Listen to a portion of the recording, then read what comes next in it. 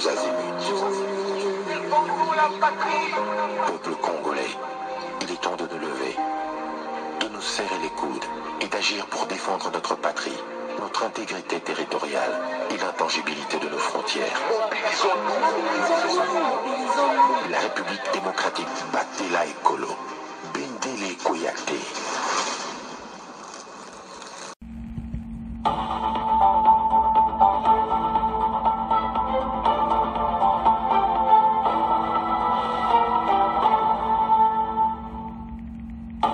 Bonsoir, bonsoir, bonjour. C'est Congo News 24. Bande Konanga, comme toujours avant de commencer notre émission, nous disons merci à Dieu.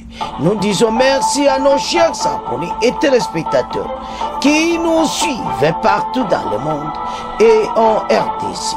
Bande Konanga, soyez les bienvenus.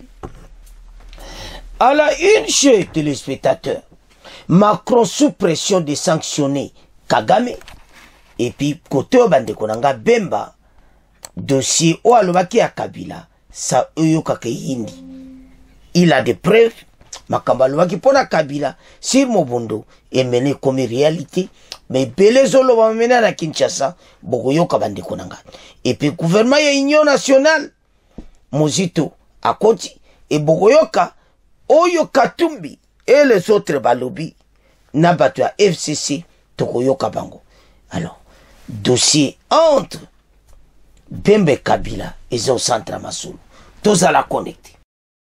Chers téléspectateurs, Tokobande mission avec le gouvernement et l'Union nationale.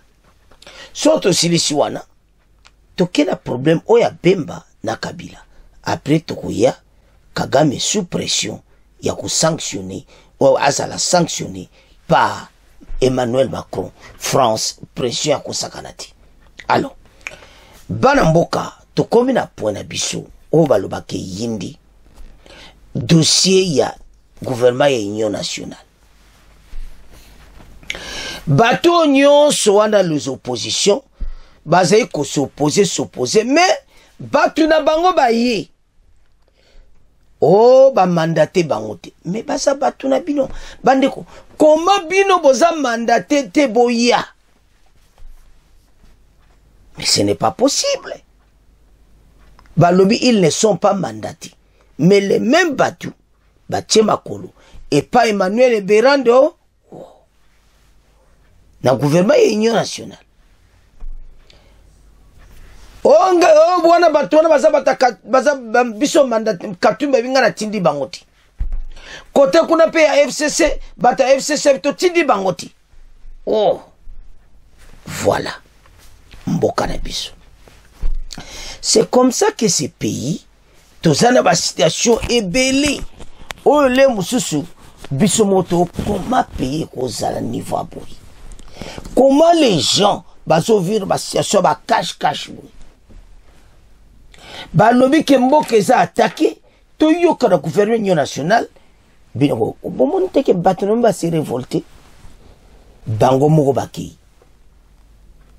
Et va présent parti politique Katumbi, et Bata Chadari et tous ces gens de PPD, FCC ont mandaté bangote. Bon, on a mandaté bangote. Voilà le problème là où dans notre pays nous avons des problèmes sérieux. Sauf pour tenir raison ni bobo contre la gouvernement nationale. Pour na bamba zoma qui va sauver le gouvernement Fachi est en danger. Mais je vous assure, le gouvernement est en danger.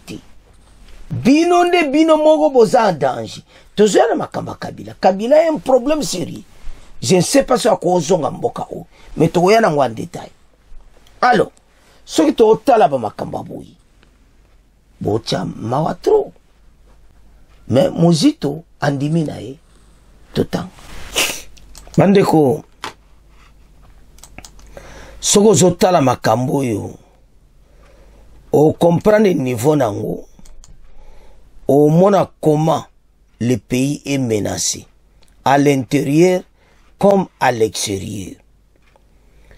Toko comme à niveau de un pays bien organisé to comme à niveau aboy. Les consultations nationales, Oyo Kakasom. Selon Econous, le conseiller spécial du chef de l'État Eberand Kolongeli, des personnalités non mandatées par leur parti comme Moïse Katumbi, dès la présenter à tort comme représentant de Moïse Katumbi, et Jeannot Lopembe, présenté comme délégué du FCC de Joseph Kabila, ont été reçus, transformant le dialogue à donc Bango Bakei Konako Sala Nini. Je ne sais pas. Et c'est bateau à Katumbi wana. Balamuki kana tongo. Baluika mbamo bakomi kuna. Ezo salamawa. Donc, Katumbi a bien mandaté Delati, Moni Dela. Et puis, Bata Kabila peut Jeannot Lopembe va présenter comme délégué à FCC.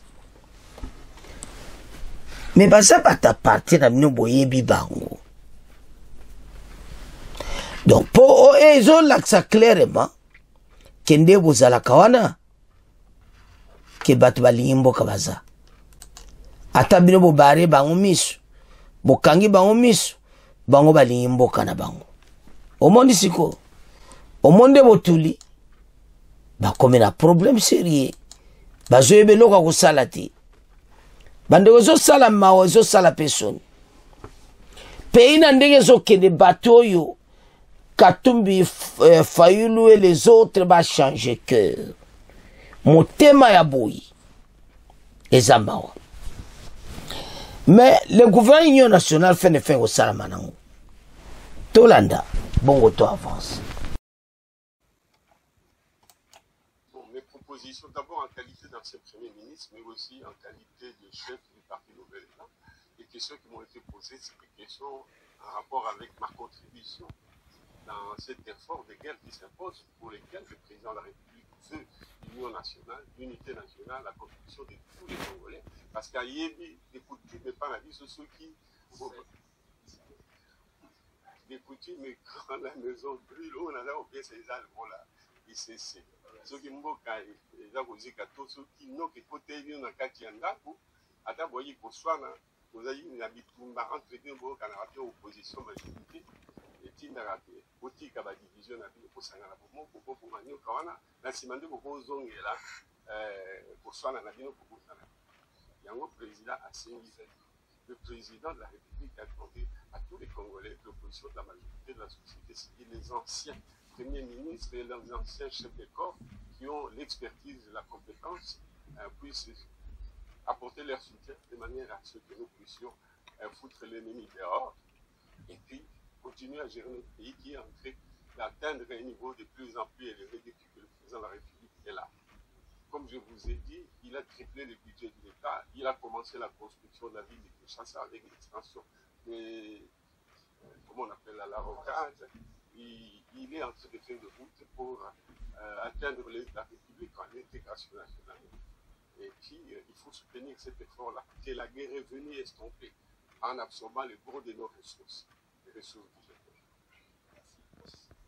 Bandeko tolandi biso nyonso. Makambo to toloba yango. Pays oyo ezo changer na makambo ebeli. Mozito était clair. Tango ndako ezo zika moko nyoka koti na ndako.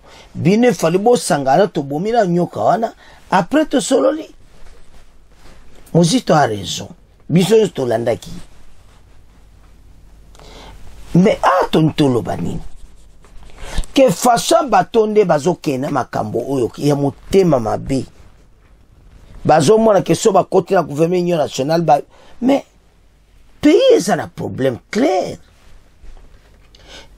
ce qui présent Félix a tellement quitté même mboka ba Rwandais bazwa Kabila avait donné le pays déjà ça Kabamboka alors si vous me biloko bobotika ke kenega ndengo wana non. Congolais, lève-toi. Bateau nyonso bozo mona wana.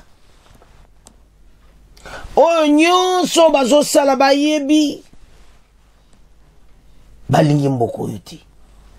Ce que moi je prends maintenant, ce n'est pas seulement Kabila lui seul, batune nyonso wana za ko diriger na bango balinga ki mboka te.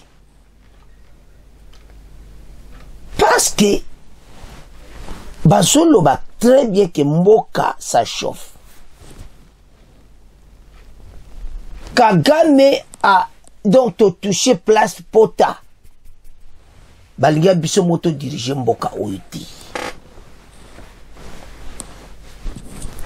Balinga qui présent Félix Akubima président de la République. Bazana situation difficile pour le moment. Mandat liboso, mandat na bakaba ba ça la vote de ya euta le kaba voter président 73% place mité na bango bebaki. Bato yo ba komi na situation ya mabe. Yango motema mabe oyo. Yango to ok, siko na problème à Kabila. Kabila a quitté ce pays na kanda. Il a fui. Bemba expliqua ki yango so bosana ki yango to kotiela bine extrait wana. Amoni ke yindi bafundi ye ale. Ye mo yebe pone akimaki. En vrai dire, na makambo ya kosamba ona l'état tout ça, Kabila boko kanga ete. Le président Félix n'a pas le droit d'arrêter Kabila. Son olo babongo bino bolo ebani, mais Kabila ba changer constitution. Constitution ana yo moni batata mpoyo badaka la bako kanga e. Un premier ministre na président de la République bokoki ko kanga bango te. Bokena ko changer constitution ana. Yango zo mo so bo toucher constitution bango ba tomboki. Monde entier ba que constitution RDC boko kanga Kabila ti. Mena Kabila problème na zanango. Azo banga ba ko tinde na CPI. Na makambo 1-23. Bemba avait dénoncé et il a des preuves. Oyo Kagame azo sala na 1-23, yepe azo sala na FCC. Yepe azo loba ke yete. Kagame kuna pa azo loba ke eza yete 1-23 bango moko. Yepe kota azo loba yete AFC ba sala bango moko. O Kabila za simananga. Et puis Kagame za sima bisimo na ba makenga wana nyonso. Voilà comment azo détruire mboka. Bazo violer ba mama na biso, bazo boma batu na biso, mais nana za sima na bango. Eza Kabila na Kagame. Bemba ya koloba, oh Bemba a des preuves. Azalaki ministre à défense. Boko sala Bemba nini. Mais lelo y ba kombisa ba vidéo mo boye. Ya ba mombondo moko boye pour barrer que mombondo ce n'est pas mombondo ezaye. Soki bo sali ba vidéo ya mombondo. Bo sala ba vidéo kasi AFC anangati. Bon mon place boza na problème. Bon présenter batu un batu mo boye que bango to osama ka mombondo tout ça. Ce n'est pas Kabila. To bon mon a jusque là comment ben infiltrer Rwandais au bazana EDC bazo continuer ma bé. Balobi ke Kabila za Rwandais tangu ye Bemba lobi yango bino bozo tchatembi. Chers téléspectateurs, pays eko zonga souci mati. Tozo kindi. Bango ba changer ki constitution, mais tale pas ko kanga masiko. Makamba AFC ezobi make Kabila za ansima. Etamba okanga batwana Kabila pe akokende akende CPI. Makambo ezo koma na niveau mususu. Kagame ndimaki te. Ako koma ndenge wa metozo ya na pona. Fachi asilisi Kagame complètement. Kagame lâché par les Européens. Alors, tozonga problème Kabila na Bemba. Na kisasa lelo yo semaine oyo makelele tika to lobela ngona no polele.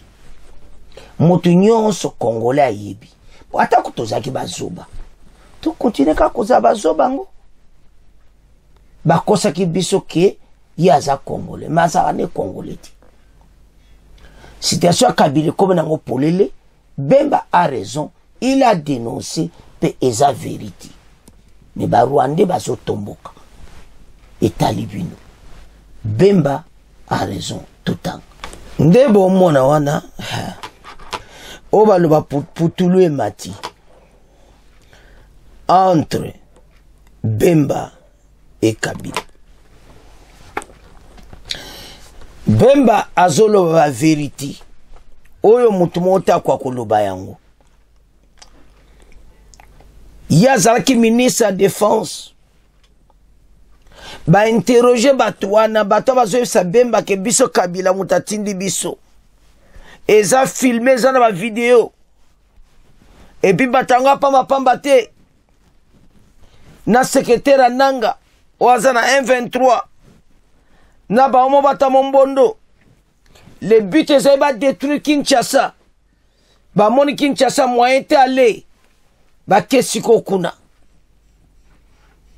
Kabila alinga tika ki pouvoir te Kabila ezaki sous pression à moins ka kende nanu bongo akoya kozonga mais à moyen zonga lisusu ya te alobi bo mena donc yezaki projet na ye ezali po azonga lisusu président de la république ozomona c'est ça mais to barrer la route aotika kozonga président de la république te aotika kozonga so na EDC te basango siko bazolinga bazongisa na EDC mission basango yambo zoma basango baza batu mabe balingi mboko yo te muto muto azo sala mabe siko na es bozongisa so na mboka parce que ndenga zana légalement Kabila boko kangiti na kati ya EDC on n'a pas les droits la constitution ezopekisa il ne faut pas changer constitution mais kozonga EDC azana problème sérieux pour ya kozonga tolanda Bemba bon to développer ma soul puisque ma preuve ezali moto yo azo tuti sa mutu na kati na biso ezali nani boyebi vérité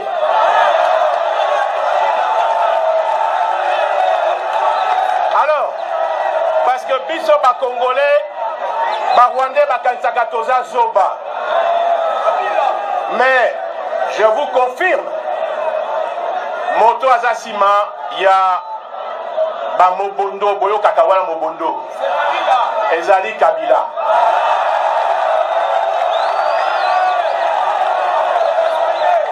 et nakobakisa lelo mususu parce que ceux qui balingi ba preuve naza na ba preuve nyoso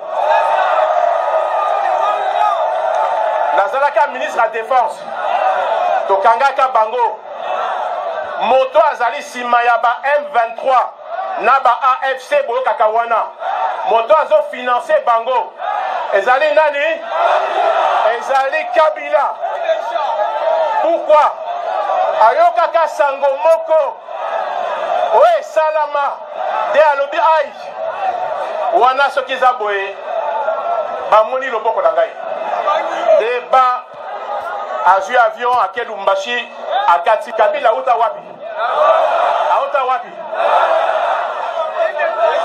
bomoni lia nango te bomoni complot nango te biso ba congolais toza zoba te yo nalobi tokotelema biso nyonso la demande ya commandant suprême et bobanga eloko moko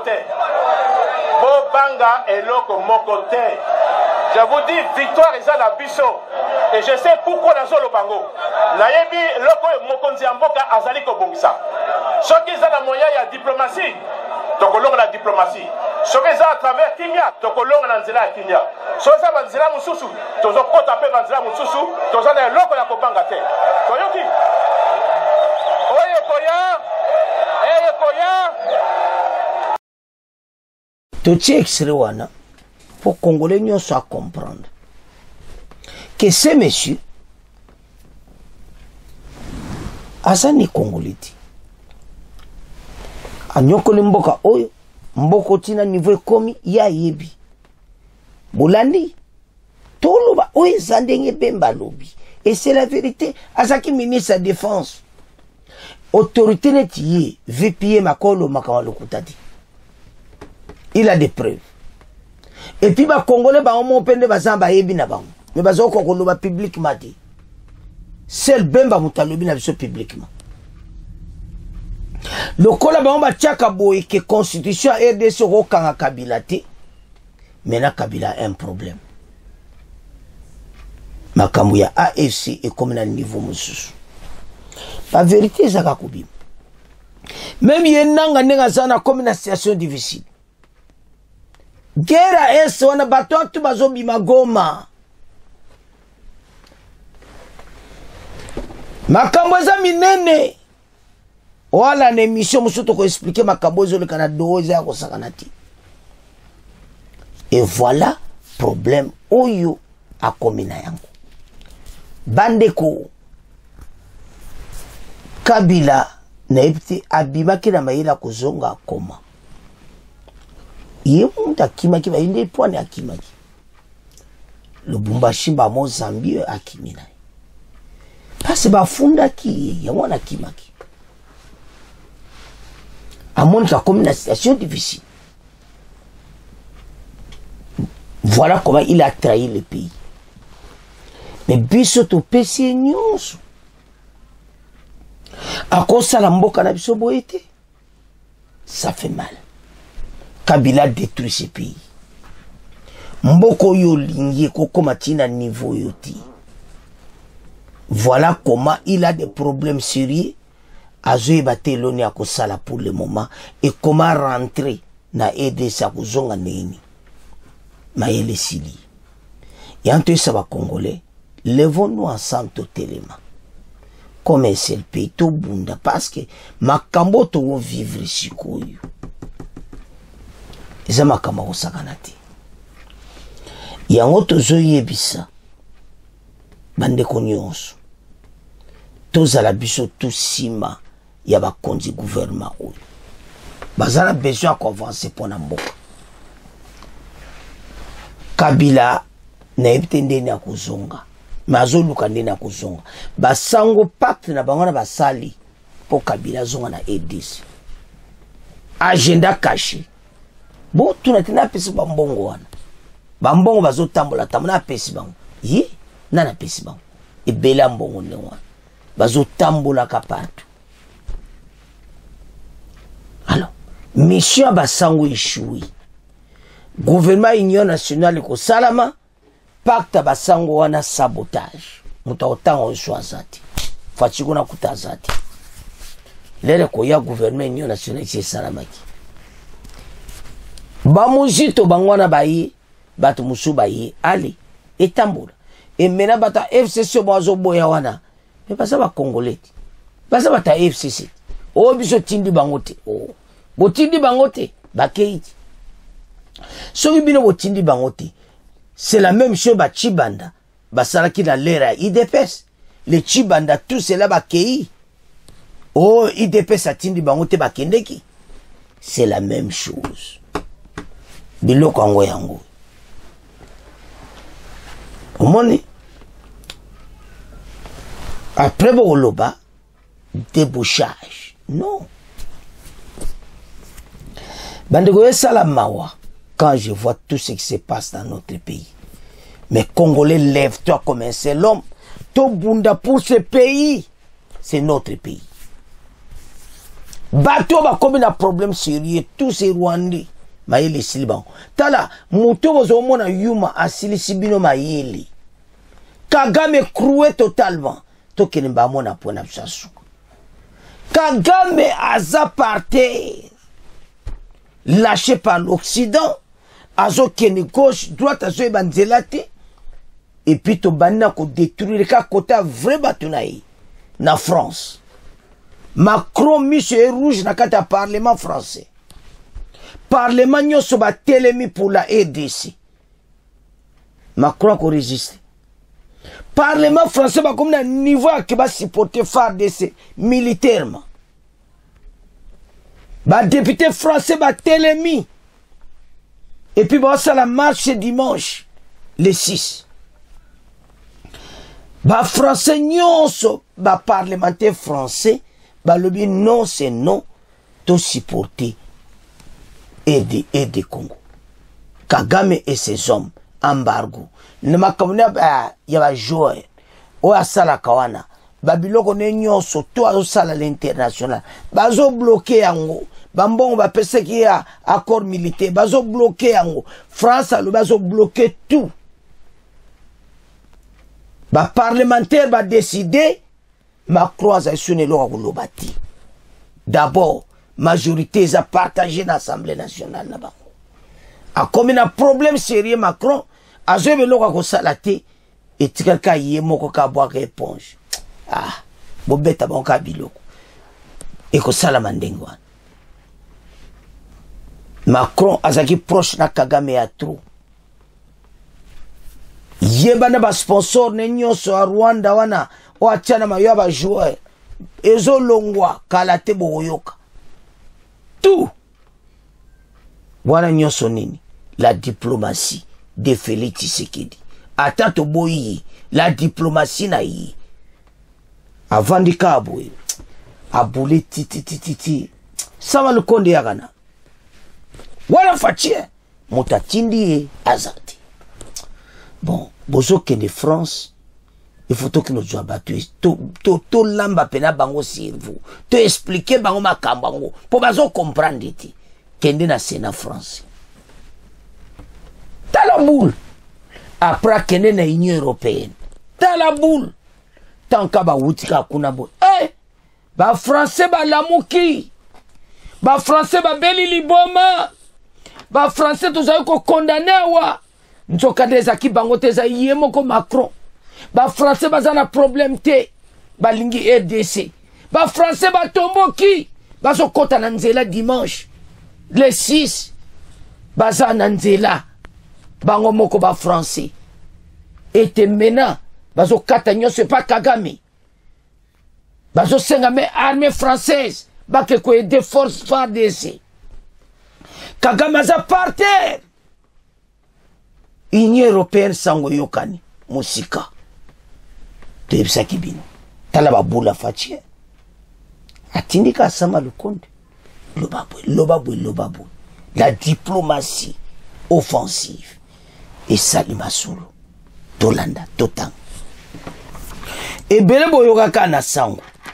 Ces députés français partout bozo mone na ba YouTube. Ba komo tchaye mikoloyo. Makambo zaminene. Macron en difficulté. La diplomatie offensive est simbi.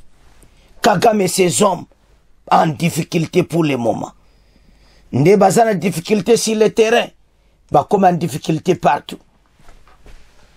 Toujours récupérer mes Goma, Bukavu, Kalate. Bateau va comme en danger total. Au AFC 1-23. Maye le Siliban. Tant que tu as qui match en Gozo Baluka. Bocha qui tembe. Match Baluki. Macron sous pression de sanctionner Kagame. Azana Chouati. Donc il faut Kaka à sanctionner. Parce que bazo comprendre comment il y a qu'à supporter moto ya boy. Donc ce n'est pas possible. Tant aux otala, okomona clairement ete makambo oyo biso to photographie yango bazai ko supporter alors qu'il fallait pas. Maintenant ba yoko mona mabe Kagame. Mais toyo ka ces députés français o balobake yindi e yinda kaka. À toutes et à tous, Carlos a décrit le contexte dans lequel on dépose à nouveau cette PPRE qui fait suite à un certain nombre d'initiatives, et je pense aussi à ma collègue Clémence Guettet qui a posé une question au gouvernement il y a 15 jours où nous n'avons d'ailleurs eu aucune réponse du gouvernement français. Nous sommes face au conflit le plus meurtrier depuis la fin de la Seconde Guerre mondiale, avec des millions de déplacés, chaque jour des gens qui sont massacrés, des enfants qui sont réduits à l'état d'esclavage pour aller travailler dans des mines pendant que certains s'enrichissent. Et cette PPRE, elle répond aussi à un objectif, c'est-à-dire qu'il y a des moyens d'action pour la France et pour l'Europe. Il y a des sanctions politiques, diplomatiques, économiques qui sont possibles et des leviers sont à disposition des responsables politiques et nous on est parlementaires. Donc on souhaite que la France s'engage et sorte du silence complice qui est le sien aujourd'hui et prenne des décisions concrètes. Carlos l'a évoqué, évidemment, la PPRE elle demande des sanctions contre les responsables du M23, contre les militaires qui sont à la tête de l'armée rwandaise et contre le gouvernement rwandais. Ça passe par le gel des avoirs, la saisie de leurs biens, ça passe aussi par une interdiction de circulation au sein de l'espace de l'Union européenne tant qu'il n'y a pas de cessez-le-feu. Et c'est absolument hallucinant qu'on puisse avoir à Paris, aujourd'hui, une société de conseil minier qui soit immatriculée, qui ait son siège dans les beaux quartiers, qui soit dirigée par un des porte-parole du M23, sans que la France ne trouve rien à redire. Cette société doit être fermée, ses biens doivent être saisis. Il faut immédiatement que la France s'engage pour que nous ne puissions plus avoir des criminels de guerre qui puissent immatriculer leur société de manière absolument libre en France. Ça passe aussi par nous, par la fin de ce qu'on appelle les accords de coopération militaire avec le Rwanda. La France a un accord historique depuis 1975 de coopération militaire. Nous demandons aujourd'hui à ce que cet accord soit suspendu. Dans le même état d'esprit, en avril 2024, la France a passé ce qu'on appelle un accord d'assistance militaire avec le Rwanda qui entraîne le versement de 400 millions d'euros de la France au Rwanda. Et nous demandons que cet accord soit aussi suspendu et que les versements d'argent soient totalement arrêtés. Parce que si aujourd'hui ces partenariats, ces accords continuent, la France sera un complice du massacre de dizaines de milliers de civils et nous ne pouvons pas accepter, nous parlementaires, que la France soit complice du massacre de ces personnes-là. Également mettre fin à la participation aux événements culturels et sportifs qui se tiennent au Rwanda, et notamment sur la question sportive, je vais en dire un mot parce que depuis des années, le Rwanda utilise le sport, le cyclisme, la Formule 1, le basket, évidemment le foot, pour se refaire une virginité et se présenter à la face du monde comme un État respectable et fréquentable, alors qu'au même moment, son armée massacre des milliers de personnes. Nous demandons évidemment la fin du partenariat de la honte entre ce qu'on a appelé Visite Rwanda et le Paris Saint-Germain, qui rapporte chaque année 15 millions d'euros au Paris Saint-Germain, mais 15 millions d'euros qui sont tachés de sang et qui permettent au Rwanda chaque semaine de s'afficher sur des millions de télévisions à travers le monde. Ce partenariat, il est aussi passé avec Arsenal et le Bayern de Munich en Europe. Et nous appelons à une grande mobilisation le 6 avril prochain, dimanche, à 14 h, devant le Parc des Princes, pour mettre le Paris Saint-Germain face à ses responsabilités pour demander la suspension de ce partenariat. Je disais le cyclisme parce que dans les prochains mois, la Fédération internationale de cyclisme a décidé d'attribuer les championnats du monde de cyclisme au Rwanda et ils vont se dérouler du 21 au 28 septembre prochain à Kigali. Nous demandons à ce que la France et la délégation française ne participent pas à ces championnats du monde de cyclisme pour ne pas être complices de ce que fait aujourd'hui l'armée rwandaise. Et nous demandons d'ailleurs que la Fédération française de cyclisme mette la pression à la Fédération internationale pour faire en sorte que ces championnats du monde de cyclisme n'aient pas lieu au Rwanda mais soient déplacés ailleurs. Et j'ai appris aussi que le Rwanda avait candidaté pour accueillir un grand prix de Formule 1 dans les prochaines années. Et là aussi, nous serons très vigilants pour que le sport ne serve pas d'opération de blanchiment à des gouvernements qui se livrent à des atrocités. Évidemment, la condamnation très claire de l'exploitation des ressources naturelles dans l'Est de la RDC. Carlos l'a dit, cette guerre, elle a un objectif, piller les ressources naturelles de la République démocratique du Congo qui sont extrêmement riches et qui aujourd'hui servent à financer une armée criminelle et quelques dirigeants rwandais qui s'en mettent plein les poches. Au niveau européen, suspension de l'accord de coopération minière signé avec le Rwanda en 2024, ce qui est absolument pour nous aussi hallucinant, c'est-à-dire qu'en 2024, la situation n'était pas nouvelle. Et pourtant, l'Union européenne a signé un partenariat avec le Rwanda. Mais malheureusement, l'Union européenne n'est pas à son coup d'essai, puisque nous mobilisons aussi depuis des mois pour suspendre l'accord d'association entre l'Union européenne et l'État d'Israël au regard du massacre commis à Gaza. Et on voit que l'Union européenne préfère regarder ailleurs, privilégie ses intérêts, y compris financiers, alors qu'il y a des peuples qui sont massacrés. Et un embargo sur tous les minerais dits T3, qui sont aujourd'hui des minerais de guerre. Je pense au coltan, à l'étain, au tungstène et au cobalt, qui sont aujourd'hui pour la plupart extraits en RDC, acheminés au Rwanda et après exportés. Pour donner un exemple et illustrer ce qui se passe, 90% des volumes de coltan qui sont aujourd'hui exportés par le Rwanda proviennent de la RDC. Et des multinationales européennes et françaises sont complices, puisque Total est sur place et continue de verser des dividendes à ses actionnaires, et des dividendes qui sont aujourd'hui des dividendes de mort, puisque l'exploitation de ces mines, elle est permise parce qu'on a des armées criminelles, et notamment le M23 qui en a pris possession, et qui permet d'exporter les ressources au Rwanda pour financer tout ce qui se passe.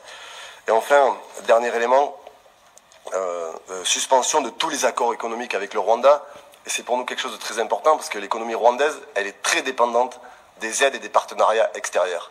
Un tiers du budget rwandais dépend aujourd'hui d'aides ou de prêts étrangers. Donc la question du levier économique et des sanctions économiques pour faire plier un gouvernement et faire cesser ce qui est en train de se passer, elle doit être à l'ordre du jour. Et je terminerai en disant que cette proposition, elle s'inscrit dans ce que nous croyons de la politique française, c'est-à-dire une action, pas d'indignation à géométrie variable, pas de double discours, mais véritablement une volonté politique de faire respecter le droit international. On ne peut pas avoir un président de la République et un gouvernement qui fait des leçons à longueur de journée sur les valeurs de la République, sur le droit international, sur la paix dans le monde, qui parle à longueur de journée de sanctions légitimes contre les oligarques russes, mais qui, sur d'autres conflits, ne prend pas de position, ne prend pas de décision, comme s'il y avait des conflits de seconde zone, comme s'il y avait des citoyens et des habitants du monde qui étaient des habitants de seconde zone et qui ne méritaient pas que la France s'engage pour sauver leur vie, parce que c'est de ça dont on parle aujourd'hui, c'est de sauver la vie de dizaines de milliers de personnes. Et j'ai évidemment une pensée pour toutes les Congolaises et les Congolais qui, en France, se mobilisent, sont inquiets pour leurs familles, leurs proches, pour leurs amis. Une pensée pour les Congolaises et les Congolais qui sont aujourd'hui dans le nord et l'est de la République démocratique du Congo, qui depuis des années vivent des persécutions, des déplacements, des viols, des agressions, la famine, des meurtres, qui aujourd'hui attendent d'un pays comme la France, attendent de l'Europe et des puissances occidentales qu'elles s'engagent et qu'elles soient aux côtés du peuple congolais pour stopper l'aventure criminelle du gouvernement rwandais et de ses milices, notamment du M23. Donc nous serons déterminés à mener la bataille et cette proposition de résolution, elle répond à tous ces objectifs et elle doit aussi permettre à ce que chaque groupe politique, Carlos l'a dit, se positionne, dise où il se situe dans le respect du droit international et que chacun assume à visage découvert ses positions sur ce sujet qui est pour nous un sujet sur lequel on se bat depuis de nombreuses années et sur lequel on va continuer à mobiliser. Merci. Mboka tolandi tolobaki ete koyinda bafrançais batomboki ndenge alobi wana d'abord les 6 baotambwa na nzela c'est dimanche mpona koyebisa bato non c'est non ekometa basupporte RDC Kagame azali kokosa bafrançais Kagame en tout cas bafrançais batomboki mabe bakoperde RDC te boyebe te Sama Lukonda rakontaki baonde baedaki biso na Kolwezi na Isiro babula fachi baede donc ba rappeler tout ba français ba est juste. Voilà la diplomatie de Félix Tshisekedi. Et Simbi français comment côté la biso ya onto zoye sabandeko et ça français batuti et ça ne Macron montazai ko boma biso mena ba français ba comprendre et comme temps batiela Macron papier na message signé alinga te akosalela yango tango parlement voter Macron a un problème sérieux. Ils ont déjà voté pour ça. Et tikali ka ba remettre en aussi ba signé. Na Union européenne c'est la même chose. Ba sanction la tu ya tangi. Na ba sport nyo senge salama na Rwanda ko salamati. Baza wanile nyonso akoro basalaki na Rwanda na ba corps militaire oyo balume tambo sala corps mi bozo bomaka ba congolais nyonso bosane bozo bomaka RDC batu baza kokufa au jour le jour bande botala kande bazika Bukavu botande bazo boma batu na Bukavu massacré comme ça par terre et bemba mwana mobale lala makila na kati ya Bukavu tande bazo boma ba congolais. Mais bino bozo mona mboka zo koma na niveau aboui. Bozo côté la bateau. Mais ce sont des Rwandais oyo wana bayaki ba boma biso. Batia aider ça la tête un Rwandais. Voilà pas to komaki. Nous allons récupérer notre pays. On s'en fout de tout ça. Fatia sa lobaki botika biso libre totam samboka na biso. C'est ça va dossier ko tambola mikolo oyo. Bateau ba komi na suka. Kagame a komi mayele se silié. Ya anto ebsamino ke match oyo ezana cannabis. Toko gaye yango pona libela. na Goma kuna baobima Goma basoldat wana ya Sud-Africain bazokende bowa basoldat FARDC basoldat nyonso tabo bakangaki Goma Kagame famisa basoldat nyonso congolais toyebi nombre bazaki firme belé et cause même à 500 soldats wabi basoldat na biso AFC katsa bona AFC non basoldat na fu bazongisa bango bayebi nombre na bango il faut bazongisa bango na FARDC pays na pays a récupérer ba troupe na ye zomona makambango nanga maeli sili oh na kantina jui armée basoldat FARDC obo kanaki na Goma ta bokotaki basoldat bazozonga match baluki mon makambango comme na problème sérieux alors ce qu'on a le monde entier maintenant pourquoi batie makambango ka la diplomatie Kagame a échoué totalement a konko bomana ba porte-parole na yi a komi donc Kagame maeli sili il a échoué totalement et loko tikali ba se débarrasser na EDC pour la libérer c'est notre pays et loko ba lingi président Félix Teyango nationaliste ya lobaki akosisa makambo et avant 2028 kimeko kota na est to alia alors bana mboka tolandi biso nyonso koma ba français ba aussi porter biso et là c'est clair mette bateau bazai kokosa yango to kebana oyo wana notre pays est menacé na ndenga kosanganati mais to telema pona mboka c'est à ce point de comment clôturer mission na biso bon continuer ko s'abonner au revoir à la prochaine.